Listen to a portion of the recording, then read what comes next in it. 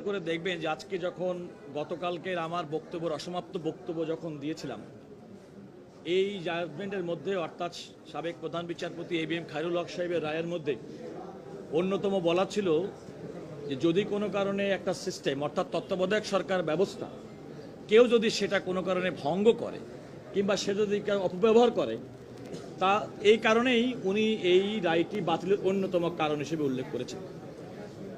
আমরা বলেছি বাংলাদেশের তত্ত্বাবধায়ক সরকার ব্যবস্থা সাংবিধানিকভাবে স্বীকৃতির আগে 1991 সালের নির্বাচন নিয়ে বাংলাদেশের মানুষের মনে কোনো প্রশ্ন নেই।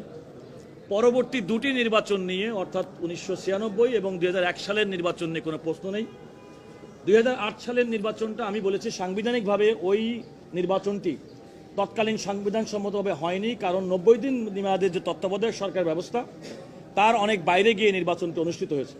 তবুও মানুষ মনে করে তত্ত্বাবধায়ক সরকার ব্যবস্থার মাধ্যমে নির্বাচন হওয়ার কারণে বাংলাদেশের জনগণ তাদের যে গণতান্ত্রিক অধিকার, ভোট দেওয়ার যে অধিকার, সে অধিকারটি তারা প্রতিষ্ঠা করতে পেরেছিলেন। কিন্তু পরবর্তী দুইটি নির্বাচন অর্থাৎ ত্রয়োদশ সংশোধনী অর্থাৎ নির্দলীয় তত্ত্বাবধায়ক সরকার ব্যবস্থা সংবিধান থেকে বিগত শেখ হাসিনা সরকার বাতিল করার পরে যে তিনটি নির্বাচন, এই তিনটি নির্বাচন একেবারে হাস্যরসে পরিণত হয়েছে। জনগণ ভোট দিতে পারে নাই, বাংলাদেশের গণতন্ত্র, মানবাধিকার এবং আইনের শাসন ভুলুণ্ঠিত হয়েছে। উদাহরণ হিসেবে আমি বলেছি যে একটি নির্বাচন এমন হয়েছে যে 300 জন সংসদ সদস্যের মধ্যে 154 জন বিনা প্রতিদ্বন্দ্বিতায় নির্বাচিত হয়েছে, অথচ নির্বাচিত প্রতিনিধিদের মাধ্যমে আমাদের গণতন্ত্র ফ্লারিস্ট হয়।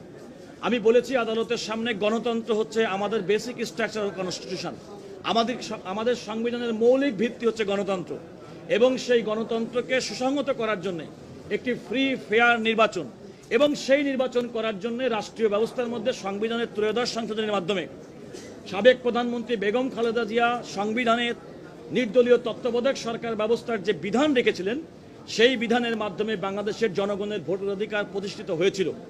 সেটি বিগত শেখ হাসিনা সরকারের সময় সেটি বাতিল করার কারণে জনগণ এই ভোটার অধিকার থেকে বঞ্চিত হয়েছে। সেই ক্ষেত্রে আমাদের সিনিয়র জনাব জয়নুল আবেদিনের যে বক্তব্য, সেটা বলেছি, বক্তব্যের বিশ্লেষণ করে আমরা আদালতকে বলেছি এই রায়টি আমাদের দেশের গণতন্ত্র, আমাদের দেশের আইনের শাসন, মানবাধিকার এবং জনগণের অধিকার প্রতিষ্ঠার জন্য একটা বড় ধরনের অন্তরায়। এবং আমরা সে কারণে, আপনারা টেকনিক্যালিটির কথা তুলেছেন, টেকনিক্যালিটিটা আমরা বলেছি যে এই আদালতের রায়ের মধ্যে এই এররগুলো এত বেশি প্রকাশ্য যে আপনারা লিভ না দিয়েও এটাকে কারেকশন করে এই রিভিউট অ্যালাউ করতে পারেন।